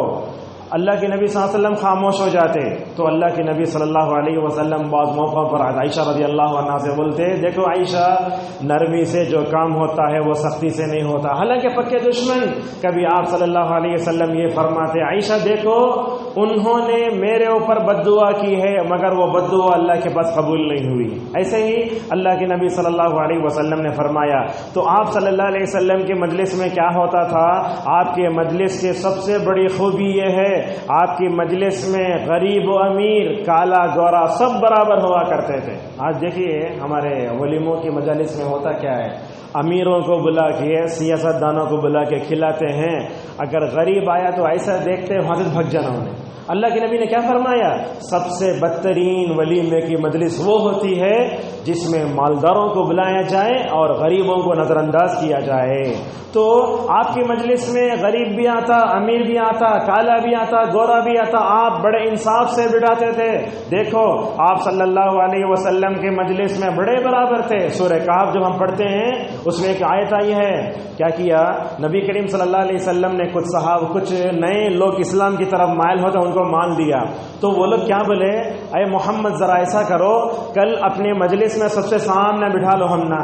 تو اللہ نے آیتیں اتاری، کہا اے محمد صلی اللہ علیہ وسلم آپ اس سے پہلے فقراء صحابہ کے ساتھ بیٹھتے تھے، انہی کے ساتھ بیٹھو، اور ان لوگوں کے ساتھ نہ بیٹھو جن کے ساتھ بیٹھ کر تمہارے دل میں غفلت پیدا ہو سکتی ہے۔ اللہ تعالیٰ نے رسول اکرم صلی اللہ علیہ وسلم کو یہ بتایا، آپ کی مجلس میں فارس سے آنے والے سلمان اور روم سے آنے والے سہیب، حبشہ سے آنے والے کالے غلام کون بلال رضی اللہ عنہ، سب ایک تھے۔ اللہ کے نبی کے مجلس میں کالے گورے کی مکمل طور پر جب کبھی تفریق نہیں ہوتی تھی۔ آپ کی محفل میں غلام بھی ہوتا، آپ کی محفل میں آقا بھی ہوتے، آپ کی محفل میں بڑے بڑے لوگ بھی ہوتے، مگر نبی کریم صلی اللہ علیہ وسلم سب کو یکساں کی تعلیم دیتے تھے۔ آپ کی مجلس کو دیکھتے تو یہ آیت یاد آتی، انما المؤمنون اخوہ، کہ مومن آپس میں بھائی بھائی۔ ایک حدیث ہے مستدرک حاکم میں، رسول اکرم صلی اللہ علیہ وسلم کی مجلس جمی ہوئی ہے، ایک صحابی آتے ہیں، پوری مجلس جمی ہوئی ہے، وہ رسول اللہ کے قریب بیٹھنا چاہتے ہیں۔ اللہ کے نبی صلی اللہ علیہ وسلم مجلس میں آنے والوں کا کتنا خیال کرتے تھے۔ آپ صلی اللہ علیہ وسلم نے اپنے جگہ ہی بیٹھ کر آپ نے اپنے رومال پھینکا۔ وہ پھینکا کیوں؟ ان کو بیٹھنے جگہ نہیں تھی، وہ رومال ڈال کے بیٹھ جاؤ۔ شاید جابر تھے یا کوئی صحابی تھے، وہ کہتے ہیں نبی کریم صلی اللہ علیہ وسلم مجلس میں آنے والے صحابہ کا کتنا خیال کرتے تھے۔ اور آپ صلی اللہ علیہ وسلم کی مجلس کی دوسری بڑی خوبی یہ ہے، آپ کی مجلس بڑی ایمان افروز ہوتی تھی۔ آپ کی مجلس میں جو کوئی بیٹھتا اس کے ایمان میں اضافہ ہوتا تھا اور وہ اللہ اور اس کے رسول کا پکا پابند ہو جاتا تھا۔ یہ واقعہ دیکھیے، حضرت حنظلہ جانتے ہیں نا رضی اللہ عنہ، ایک دن اللہ کی نبی کے مجلس سے بولتے ہوئے آئے، حنظلہ منافق ہوگا منافق ہوگا۔ ابو بکر پکڑ لے، حنظلہ کیا بول رہے ہو؟ پکڑ کر لے گئے اللہ کے نبی صلی اللہ علیہ وسلم کے پاس۔ تو آپ نے حنظلہ سے پوچھا، حنظلہ بولے کیا؟ حنظلہ منافق ہو منافق ہویا؟ تو دیکھیے یہ مجلسوں میں جب انسان ہوتا ہے دل بدلتا ہے، اسے یہ معلوم ہوتا ہے۔ تو حنظلہ نے کہا یا رسول اللہ آپ کی مجلس میں ہوتے ہیں ماشاءاللہ جنت کا تذکرہ ایسے ہوتا، ایسے معلوم ہوتا ہے کہ جنت کو ہم اپنی آنکھوں سے دیکھ رہے ہیں۔ آپ کی مجلس میں جہنم کا تذکرہ ایسے ہوتا ہے، جہنم کا تذکرہ ہوا تو سب ڈر جاتے ہیں۔ لیکن یا رسول اللہ آپ کی مجلس سے نکل کر جب ہم اپنے بیوی بچوں میں جاتے ہیں تو ہوتا کیا ہے، دلوں کے بدل جاتی ہیں۔ اللہ کے نبی صلی اللہ علیہ وسلم نے فرمایا، حنظلہ یہ دلوں کی بدلتی کیفیت جو مجلسوں کے تبدیلی کی وجہ سے ہو رہی ہے، اگر ماشاءاللہ تمہارا دل اتنا فرق محسوس کر رہا ہے، راستوں میں کھڑے ہو کر فرشتے تم کو سلام کر کے مصافحہ کریں گے۔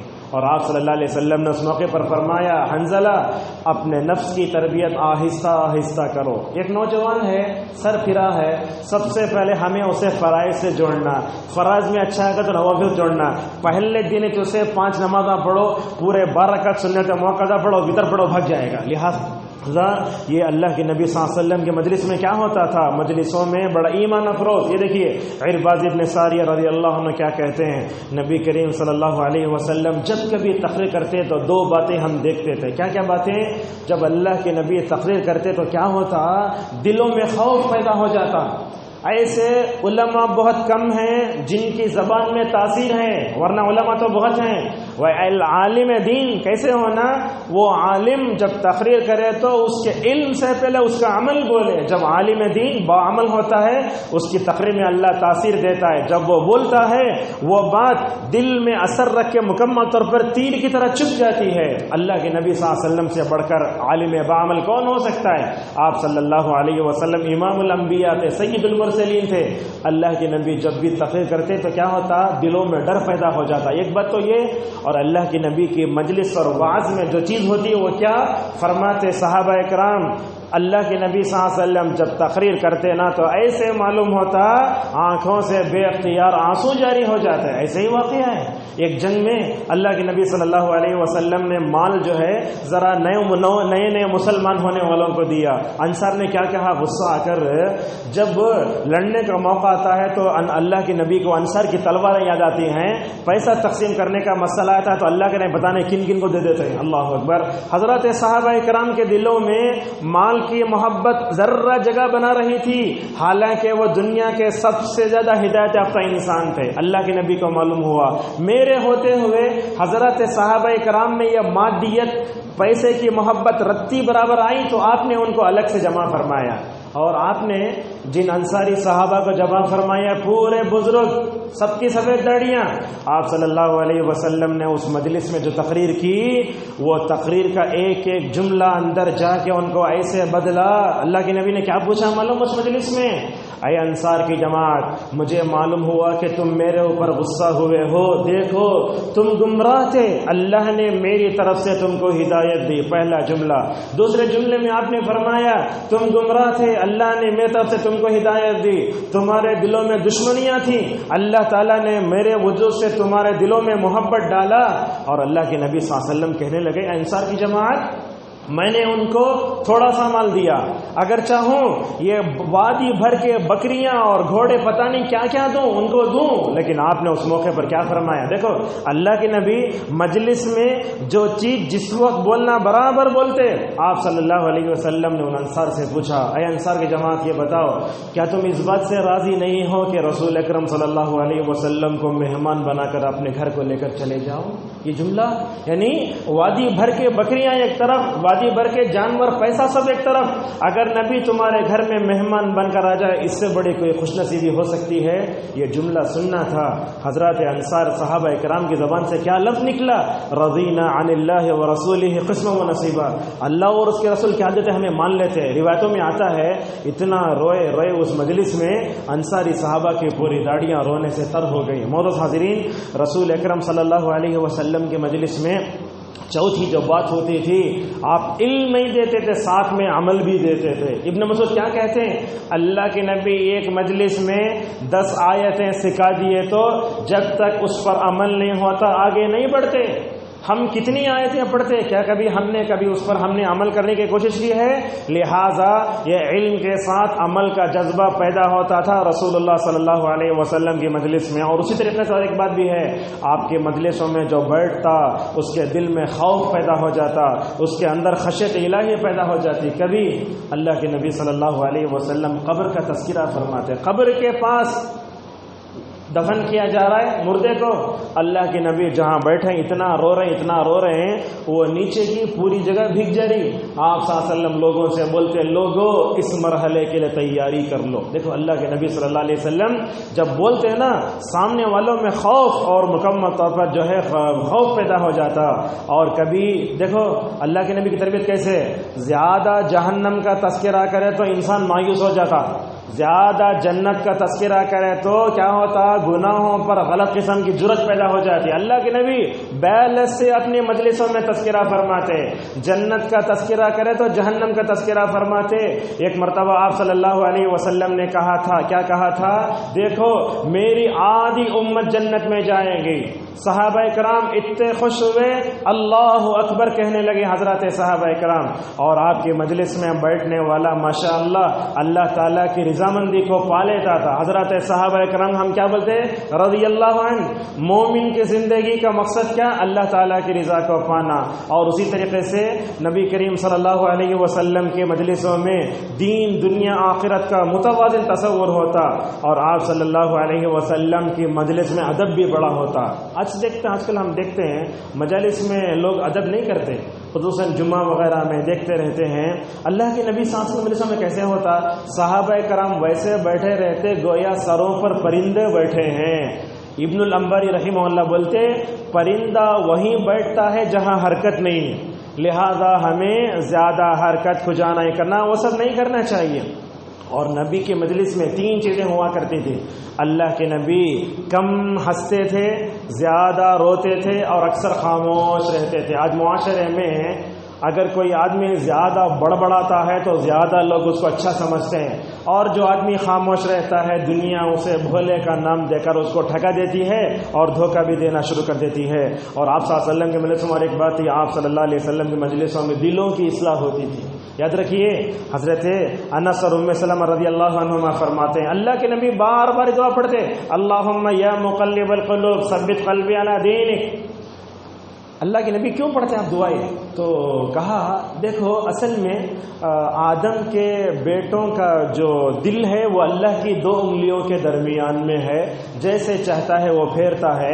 حضرات صحابہ اکرام نے پوچھا یا رسول اللہ ہم آپ پر ایمان لائے، قرآن پر ایمان لائے، آپ کی شریعت پر ایمان لائے، اور تو کیا آپ کو یہ الفاظ ترمذی کے دیکھیں کیا آپ کو ہمارے دلوں کے بدل جانے کا ڈر ہے؟ کون پوچھ رہے ہیں؟ حضرات صحابہ کرام. آپ نے فرمایا ہاں. اس حدیث تشریح میں علماء بولتے جب صحابہ کے دل بدل سکتے 1400 سال کا عرصہ ہو گیا، نبی کے زمانے سے اتنا دور ہوئے، کیا ہمارے دل بدل نہیں سکتے؟ جب اللہ کے نبی کو حضرت صحابہ کرام کو دعا کی اتنی زیادہ اہمیت ہے، ہمیں یہ دعا بار بار پڑھنا ہے. یا مقلب القلوب ثبت قلبی علی دینک، یا مصرف القلوب صرف قلبی علی طاعتک. اور دل کیسا بدلتا اللہ کے نبی نے خود اس کی مثال دی. کیا فرمایا؟ ایک صحرا ہے، وہ صحرا میں ایک پر جانتے نا، پر اڑتا ہے، ہوا آئی پر اڑتا ہے، کہاں اس کا کوئی ٹھکانہ نہیں. ایسے دل فوراً بدلتا ہے. بلکہ علامہ القیم رحمہ اللہ بولتے کبھی انسان کا نفس کبھی مطمئن نہ رہتا، کبھی لوامہ بن جاتا اور کبھی امارہ بن جاتا. امارہ بولے تو برائی کی طرف ابھارتا ہے، لوامہ بولے تو برائی کرنے پر کیا کرتا ہے؟ وہ ملامت کرتا ہے. مطمئنہ کب بنتا ہے؟ جب وہ اللہ کی تقدیر سے اور اس کی عبادت سے راضی ہو جاتا ہے. اسی طریقے سے نبی کی مجلس کی اور ایک خوبی، آپ صلی اللہ علیہ وسلم جب بھی بیٹھتے 100 مرتبہ استغفار کرتے تھے. اللہ اکبر. کبھی 80 مرتبہ، کبھی 70 مرتبہ. حضرت عبداللہ ابن عمر رضی اللہ عنہ فرماتے ہیں نبی کی مجلس میں یہ دعا میں ایک مجلس میں 100 مرتبہ سنتا تھا. وہ کون سی دعا؟ رب اغفر لی وتب علی انک انت التواب الغفور. اے اللہ تو مجھے معاف کر دے. اللہ کی مغفرت اتنی اہم ہے، 2 سجدوں کے درمیان میں اللہ کے نبی بیٹھتے بولتے ہیں رب اغفر لی، اے اللہ تو مجھے معاف کر دے. اور اسی طریقے سے نبی صلی اللہ علیہ وسلم کے مجلسوں میں اور ایک بات ہوتی، جو مجلس ہوتی ہے وہ امانت ہوتی ہے. سمجھتے ہیں نا، شوہر بیوی کہیں بیٹھ کے بات کرتے ہیں. اللہ کے نبی صلی اللہ علیہ وسلم نے فرمایا آدمی کسی مجلس میں بات کیا، جتنے لوگ وہاں بیٹھے ہیں اس مجلس میں ہونے والی باتوں کو باہر جا کے فاش نہیں کرنا چاہیے. اسی طریقے سے آپ صلی اللہ علیہ وسلم نے مجلس کے آداب بھی بتائے. آپ نے کیا فرمایا؟ بڑوں کی عزت کرو. بڑوں کی عزت ہونا چاہیے، دادا ہے، نانا ہے، کوئی بھی ہے اس کو بٹھانا کرنا. اور اسی طریقے سے مجلس کے آداب میں سے ادب یہ ہے کہ کوئی بھی جو شروع کرنا تو دائیں طرف سے بڑے سے شروع کرنا چاہیے. اور اسی طریقے سے جو آدمی جس جگہ بیٹھا تھوڑی دیر کے لیے گیا تو آپ جا کے اس جگہ نہیں بیٹھ سکتے، وہی اس کے واپس آنے کے بجائے مستحق ہے. اور اللہ کے نبی صلی اللہ علیہ وسلم کے مجلسوں میں آخرت کی تیاری بھی بڑی ہوتی تھی. آج کتنے مرتبہ ہم اٹھتے بیٹھتے ہیں آخرت تذکرہ کرتے ہیں. دیکھیے اللہ کے نبی صلی اللہ علیہ وسلم کے حضرت صحابہ کرام بولتے اجلس بنا نوم ساعہ، بولتے بیٹھو قیامت پر ایمان. حضرت حذیفہ رضی اللہ عنہ کہتے ہیں ایک مرتبہ ہم اپنے صحابہ کرام بیٹھ کر کیا کر رہے ہیں؟ قیامت کا تذکرہ کر رہے ہیں. آپ نے فرمایا صحابہ کرام تم کیوں بیٹھے ہو؟ تو اللہ کے نبی کے صحابہ بولتے ہم قیامت کا تذکرہ کر رہے ہیں. کیا ہم کبھی اپنے گھروں میں بیٹھ کر کبھی بھی بچوں کے ساتھ کبھی آخرت کا تذکرہ ہوا؟ کیا نہیں ہوا؟ تو اپنے گھروں کے مجلسوں کو بدلو۔ آپ نے اس موقع پر ان صحابہ سے فرمایا، دیکھو صحابہ اکرام، تم قیامت کو یاد کرنے بیٹھے ہو نا، ذرا یہ تصور کرو اس وقت قیامت نہیں آئے گی جب تک کہ قیامت کی 10 بڑی علامتیں مکمل طور پر آ جائیں۔ اور ایک بات بھی ہے، جس مجلس میں اللہ کا ذکر نہیں ہوتا، جس مجلس میں رسول اللہ صلی اللہ علیہ وسلم کا ذکر نہیں ہوتا، ایسی مجلس قیامت کے دن حسرت بن کر آئیں گی۔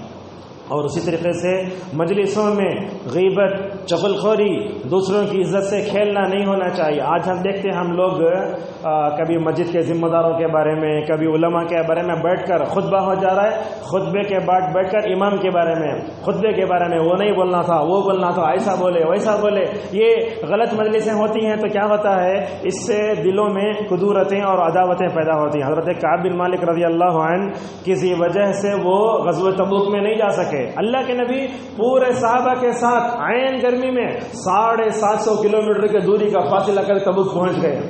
آپ نے وہاں پہنچنے کے بعد پوچھا، کعب نظر نہیں آ رہی نا؟ ایک آدمی اٹھ کے بولا، بڑا تکبر آ گیا اسے، ہمیں ہوتے تو سننے خاموش ہو جاتے۔ حضرت صحابہ کرام ایسے نہیں تھے، اگر کسی کی عزت پر آنچ آتی اس کا ڈیفنس کرنا، اگر وہ غلط ہے تو آپ کی ذمہ داری ہے۔ حضرت کعب بن مالک رضی اللہ عنہ کی طرف سے ڈیفنس کرنے والے حضرت معاذ بن جبل رضی اللہ عنہ کہنے لگے، یا رسول اللہ، میرے بڑے اچھے تعلقات ہیں معاذ بن جبل سے، میں نے ان کی زندگی میں ہمیشہ خیر ہی پایا، لہٰذا کسی کی عزت سے کھیلنا نہیں چاہیے۔ اور اسی طریقے سے یہ بات بھی یاد رکھیں، آپ کو بتاتے ہیں، وہ بات یہ ہے کہ آدمی جب اکیلا ہوتا ہے تب وہ نیکی کرتا ہے، وہ نیکی زیادہ اچھی ہوتی ہے۔ لوگوں کے سامنے جو نیکی ہوتی ہے وہ نیکی میں دکھاوا بھی آ سکتا ہے۔ یہ دیکھیے عبداللہ بن مبارک رحمہ اللہ ہمیشہ اکیلے رہتے، لوگ جا کے پوچھتے، کیا اکیلے بیٹھے ہیں آپ، بیزار نہیں ہوتے کیا؟ ماشاءاللہ کیا جواب دیتے، یہ تو سونے کے پانی سے لکھنے کے قابل ہے۔ بولتے میں کیسے وحشت محسوس کروں جبکہ نبی کی سیرت میرے پاس ہے، اللہ اکبر۔ اور بولتے نبی کے صحابہ کی سیرت میرے پاس موجود ہے، یہ دونوں رکھتے ہوئے دنیا کا کوسا مومن وحشت محسوس کر سکتا ہے۔ یہ دیکھیے، اور اسی طریقے سے ہمیں صحابہ کے مجلس میں علم بھی تھا، عمل بھی تھا، تقوی بھی تھا۔ کہاں کہاں گئے؟ مدینے میں نہیں، بصرہ میں، پورے دنیا گھوم کر جہاں جہاں گئے ماشاءاللہ علم کا دریا بہایا حضرات صحابہ اکرام نے۔ کبھی ایسا ہوتا تھا مکے میں بیٹھ کر عبداللہ ابن عباس رضی اللہ عنہ پڑھاتے تو ان کے پاس ایک آدمی بیٹھتا تھا، اور یہ مالک رحمہ اللہ جب حدیث پڑھاتے تو کیا حال ہوتا دیکھیے ماشاءاللہ۔ کہاں بیٹھتے تھے؟ دائیں طرف میں حضرت عائشہ کا کمرہ، بائیں طرف میں نبی کا ممبر، ماشاءاللہ دونوں کے درمیانی حصے کو بولتے ریاض الجنہ، وہاں بیٹھ کر پڑھاتے۔ کیسے پڑھاتے معلوم؟ جب حدیث پڑھانا ہوتا غسل فرماتے، اچھے کپڑے پہن کر آتے۔ امام شافعی رحمہ اللہ ان کے مجلس میں 13 یا 16 سال رہے۔ بولتے امام مالک کی مجلس میں جب ایسا ہوتا، امام مالک کا ہے تو ایسا ڈر اور ہیبت ہوتا، کون بھی ان کی آنکھوں سے آنکھ ملا کر بات نہیں کر سکتے تھے۔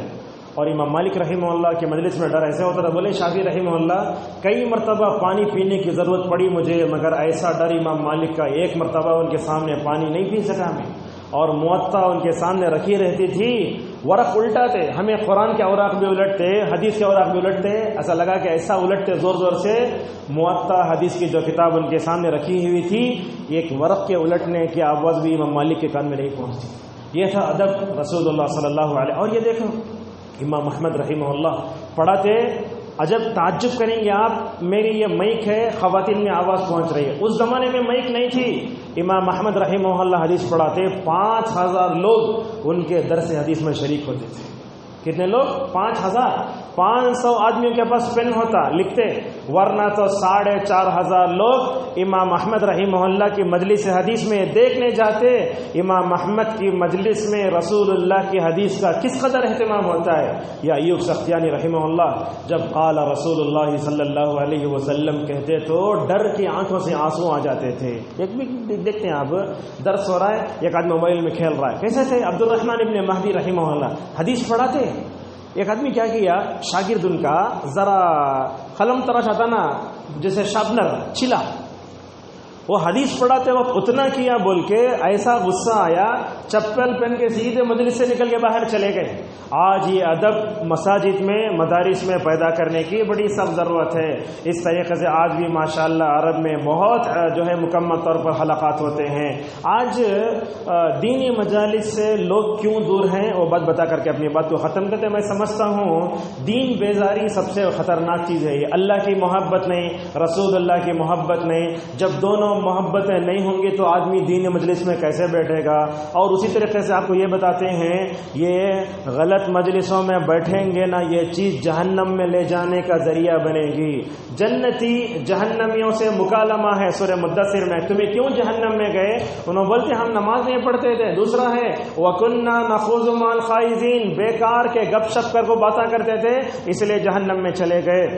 اور اسی طریقے سے آج دیکھتے ہیں ہماری مجلسوں میں قرآن کا مذاق بھی ہو رہا ہے، نبی کا مذاق بھی ہو رہا ہے، حدیث کا مذاق بھی ہو رہا ہے۔ کیسے مذاق ہو رہا ہے؟ ایک آدمی داڑھی ہے، کیا تمہارا داڑھی اتنی لمبی کاٹ ڈالنا؟ اگر کوئی عورت برقع پردہ پہنتی ہے تو کیا یہ پردہ؟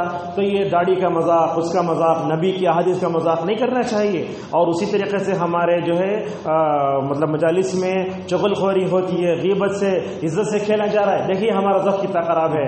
اگر کسی آدمی کے بارے میں اچھا ہی بولا تو لوگ سننے تیار نہیں، اگر غیبت بولا تو بولو کیا ہو دیکھو کتنا خطرناک ہے ہمارا ذوق۔ کسی کی نیکی سنو، یہ مجالس میں ہونے والی غیبت کو مکمل طور پر نہیں سنو، اور لا یعنی باتوں سے جہاں تک ہو سکے دور رہنا چاہیے۔ جیسے دیکھتے ہیں لوگ فلم آتی ہے، فلمی ستاروں کے بارے میں بات کرتے ہیں، میچ ہوئی تو ہاٹ اسٹار رکھ لے کر بیٹھ جاتے ہیں، بس نماز ہو رہی ہے اس میں مشغول ہیں۔ دیکھیے یہ فلمی ستاروں کے بارے میں بات کرنا، کھلاڑیوں کے بارے میں بات کرنا، اس کا مطلب یہ ہوا کہ آپ ظاہری طور پر اچھے دکھ رہے ہیں، اندر کے گندے ہیں آپ۔ اسی لیے ابن عثیمین رحمہ اللہ نے بڑی اچھی بات بتائی، کیا کہا؟ بری باتیں برے لوگوں کے لیے ہوتی ہیں، اچھی باتیں اچھے لوگوں کے لیے ہوتی ہیں۔ آدمی جب اچھا ہے نا، کیا کرنا انہیں؟ نبی کے بارے میں سننا، صحابہ کے بارے میں سننا، علماء کے بارے میں بات کرنا۔ اگر آپ فلمی ستاروں کھلاڑیوں کے بارے میں بات کرتے ہیں تو اس کا مطلب یہ ہے کہ آپ نبی کی سیرت سے بیزار ہیں، صحابہ کی سیرت سے بیزار ہیں۔ اور ایک بات اچھی بتائی، آپ دیکھتے ہیں غیر مسلموں کتا پالتے ہیں، کوئی بھی مسلمان کتا نہیں پالتا جس کے اندر ایمان ہے۔ کہا اس کے اندر جو خباثت ہے، خباثت رکھنے والے جانور کو پسند کر رہا ہے۔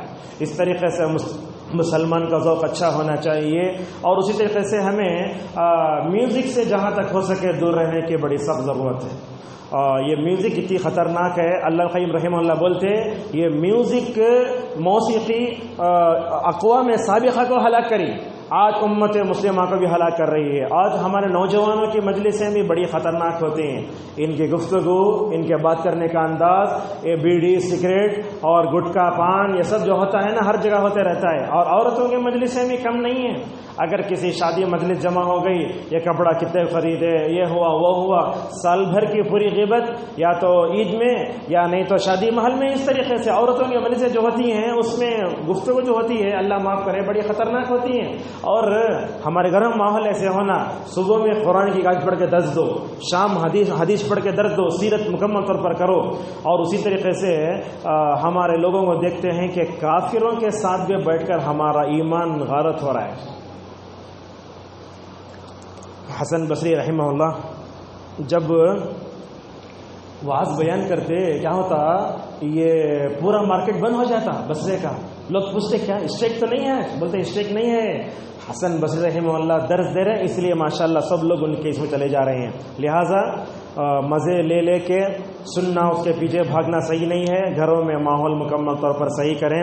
خلاصہ یہ ہے ہمیں بدعتیوں کی محفل سے بھی دور رہنا چاہیے۔ آج کل ہم دیکھتے ہیں کچھ سلفی بھائی یوٹیوب میں جا کے بدعتی علماء کے بیانات سنتے ہیں، انہیں کیا بولتا رہنا دیکھیں گے، کیا بولتا رہنا دیکھیں گے، وہ نہیں ہے کہاں تو بھی وہ بدعتی کی کوئی سی بات اگر آپ کے دل میں جگہ پکڑی تو گیا۔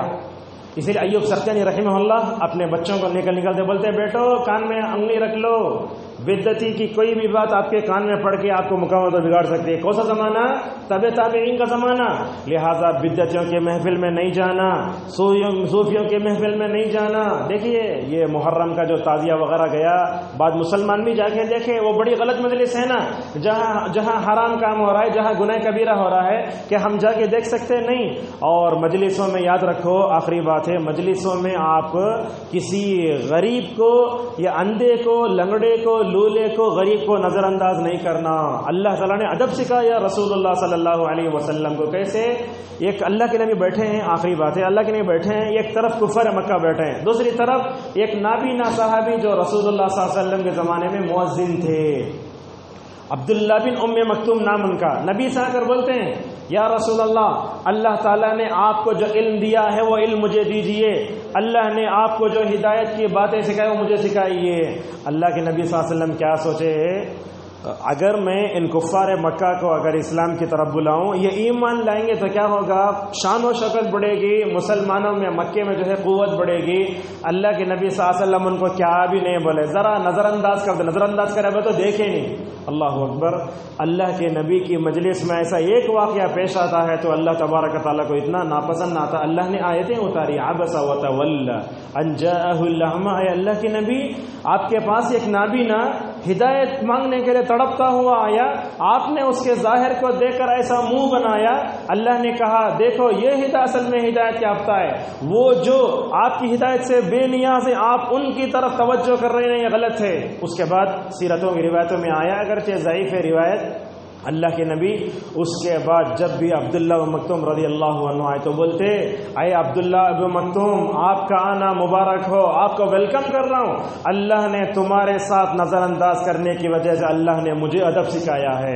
لہٰذا مجلس میں کوئی بھی معمولی کپڑے پہن کر کوئی بھی ایسا آدمی آئے نظر انداز نہیں کرنا چاہیے، اور بچوں کو بھی وہی کرنے کی ضرورت ہے. آخری بات ہے آج کے درس کی، کبھی کبھی ایسے ہوتا ہے ایک بس میں آپ چڑھے، پورے غیر مسلم ہیں، ان کے درمیان میں بیٹھتے ہیں تو کیا کرتے ہیں، انہوں پورے مل کو آپ کا مذاق اڑاتے ہیں. کبھی عورتوں کے ساتھ بھی ہوتا ہے ایسا، ایک عورت برقع پہنی ہوئی ہے، ساری عورتیں مل کر اسے دیکھ رہے ہیں، ایک داڑھی والا چڑھا، ٹوپی شرعی جبہ پہنے، پورے لوگوں دیکھ کر مذاق اڑاتے. یاد رکھیے آپ، یہ کفار و مشرکین آپ کا مذاق کیا اڑائیں گے، یہ تو آپ کا مذاق اڑا لیں گے، لیکن اللہ تبارک و تعالیٰ کے پاس آپ کا جو مقام و مرتبہ ہے اس سے دل چھوٹا کرنے کی ضرورت نہیں ہے. اللہ فرماتا ہے یہ کفار دنیا میں دیکھ کر تم کو مذاق اڑاتے ہیں، انشاءاللہ قیامت کے دن وہ بھی آئے گا جن کا مذاق اڑایا گیا نا، وہ جنتی میں گاؤں تکیوں پر ٹیک لگائے بیٹھیں گے، اور مسلمان قیامت میں کافروں پر ہنسیں گے، ایک وقت وہ بھی آئے گا.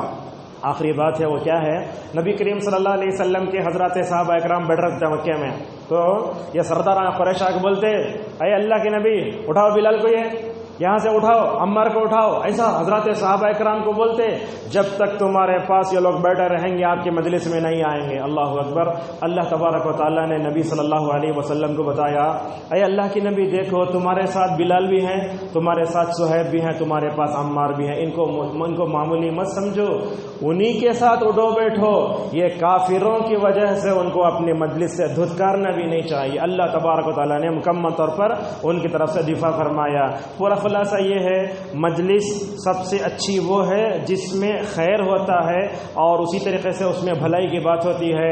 نبی کی مجلس جیسے ہوتی تھی ویسے ہی ہماری ہر مجلس ہونا چاہیے. آخری بات ہے، مجلس جہاں کہیں بھی ہو، یہاں سے نہیں، کہاں بھی آپ بیٹھے رہیں، 2 آدمی 3 آدمی جب اٹھیں کفار مجلس کی دعا پڑھ کے اٹھیں، سبحانک اللہم وبحمدک اشہد ان لا الہ الا انت استغفرک واتوب الیک. میں اپنا تجربہ بتاتا ہوں، جب بھی کسی گھنٹی میں پڑھانے جاتا ہوں، اگر پیریڈ ختم ہو گئی تو وہ دعا پڑھ کے ہی اٹھتا ہوں. پتہ نہیں گھنٹی کے درمیان میں ہم نے کس کی غیبت کی، کیا ہوا. اس کا فائدہ ماشاءاللہ کیا ہوتا معلوم ہے، طلبہ پر اس کا اچھا اثر ہوتا ہے. اگر چھوٹے بچوں کو بتا دیا جائے دیکھو ہر کلاس ختم ہوتے ہی دعا پڑھ لو، اس مجلس میں جو بھی لغو باتیں بیکار کیا کیا ہوا، ماشاءاللہ اللہ تبارک و تعالی ساری چیزوں کو مکمل طور پر ختم کر دیتا ہے. آپ گھر میں مجلس ہو، کھانا کھا کے اٹھے، کہیں بھی 2 آدمی 3 آدمی مجلس میں بیٹھے، اگر مجلس میں کوئی بھی غلط بات ہو گئی نا، وہ سبحانک اللہم دعا پڑھ کے اٹھو، مکمل طور پر اللہ تبارک و تعالی ہمارے سارے گناہ صغیرہ کو معاف فرمائے گا. یہاں خواتین سے بھی گزارش ہے، اپنے گھروں کے ماحول کو درست کریں، بیکار باتیں نہ کریں، اپنے بچوں کو نبی کی سیرت، قرآن، فضائل، تمام فضائل جو اعمال کے فضیلت والی چیزیں تو تمام مکمل بتائیں. اللہ کی تعظیم، رسول اللہ کی تعظیم، اللہ کی محبت، رسول اللہ کی محبت جہاں تک ہو سکے اپنے بچوں بٹھانے کی کوشش کریں. اور یاد رکھیں مجلسوں میں اللہ اور اس کے رسول کا ادب ہونا چاہیے. یہ موبائل کی وجہ سے سے لا کر یہ اللہ کی حیبت رسول اللہ صلی اللہ علیہ وسلم کے مقام مرتبے میں کبھی کمی نہیں کرنا چاہیے. ہم جہاں کہیں ہر مجلس میں ہوتے ہیں مکمل طور پر اللہ کا ذکر رسول اللہ صلی اللہ علیہ وسلم کا ذکر ہونا چاہیے. اور جہاں کہیں آپ اکیلے میں بیٹھے رہیں اللہ تعالیٰ کا ذکر کرتے رہیں, خاموش نہ بیٹھیں. اللہ تعالیٰ نے حضرت یحییٰ حضرت زکریا کیا کہا, 3 دن تک بات نہیں کرنا, یہ تم کو بچہ دیے جانے کی ایک دلیل ہے, لیکن کہا صبح و شام اللہ کا ذکر کرتے رہو. جہاں لہذا اللہ کا جہاں ذکر ہوتا ہے وہاں اللہ کی رحمت وہاں برستی ہے. اللہ تعالیٰ فرشتوں کو پوچھتا ہے میرے بندوں کو جب تم گئے کس حالت میں پائے؟ بولے یار اللہ وہ تیرے ذکر میں تھے. تو کیسے پائے؟ بولے تیرے محبت میں ذکر کر رہے ہیں. تو اللہ تبارک و تعالی فرشتوں سے پوچھتا ہے کیسے محبت کرے؟ ایسے محبت کرے. تو اللہ تبارک و تعالی فرشتے اللہ سے کہتے ہیں اے فرشتے, اے اللہ یہ تمہارے بندوں کے دل میں اتنی محبت ہے, دیکھے بغیر اتنا ذکر کر رہے ہیں, اگر تجھے دیکھ لیں گے تو کتنا ذکر کریں گے. لہذا ہمیں اپنی ہر مجلسوں کی اصلاح کرنا چاہیے. اور خصوصاً نوجوانوں سے ہماری گزارش ہے بیکار قسم کی باتیں ہرگز نہ کریں. جہاں کہیں گپ شپ ہو رہی گناہ کی باتیں ہوتی ہیں وہاں ہرگز نہ بیٹھنا چاہیے. جہاں اللہ کا مذاق, قرآن کا مذاق, شاعر اسلام کا مذاق اڑاتا ہے وہاں ہرگز بیٹھنا نہیں چاہیے. اگر آپ کسی مجلس میں بیٹھے, اگر وہاں کوئی غلط بات ہو رہی ہے, اگر آپ اس غلطی کی اصلاح کرنے کی آپ کے اندر طاقت ہے تو آپ وہاں بیٹھ سکتے. اگر آپ اصلاح نہیں کر سکتے وہاں ان کو نصیحت کر کے وہاں سے مکمل طور پر اٹھ جانا چاہیے. اللہ تبارک و تعالیٰ سے ہماری دعا ہے کہ جو بھی باتیں کہی گئی ہیں اس پر سب سے پہلے مجھے اور آپ تمام لوگوں کو عمل کرنے توفیق عطا فرمائے. اس درس میں نے کوئی صحیح بات کہی تو اللہ کی طرف سے ہے, اگر کوئی کم علمی کی وجہ سے اگر میں کوئی غلط بات کہہ دیا تو میرے اور شیطان کی طرف سے ہے. اللہ تبارک و تعالیٰ ہم سب کو اپنی ہر مجلس کی اصلاح کرنے کی توفیق عطا فرمائے. اللہ تعالیٰ ہم سب کو نبی کے, صحابہ کی, ہمارے اسلاف کی جو ماشاءاللہ مبارک مجلسیں ہوتی تھیں ہماری مجلسوں میں بھی اللہ تبارک و تعالیٰ وہی رنگ سب پیدا کرے. اللہ تبارک و تعالیٰ ہم سب کو جہاں گناہ کی مجلسیں ہوتی ہیں, منکرات کی مجلسیں ہوتی ہیں, تمام مجلسوں سے ہماری حفاظت فرمائے. اللہ تعالیٰ بدعت یہ صوفیہ کی جتنی خطرناک گمراہیاں ہیں ان تمام گمراہیوں سے ہمیں بچا کر رکھے. آمین. وآخر دعوانا الحمدللہ رب العالمین.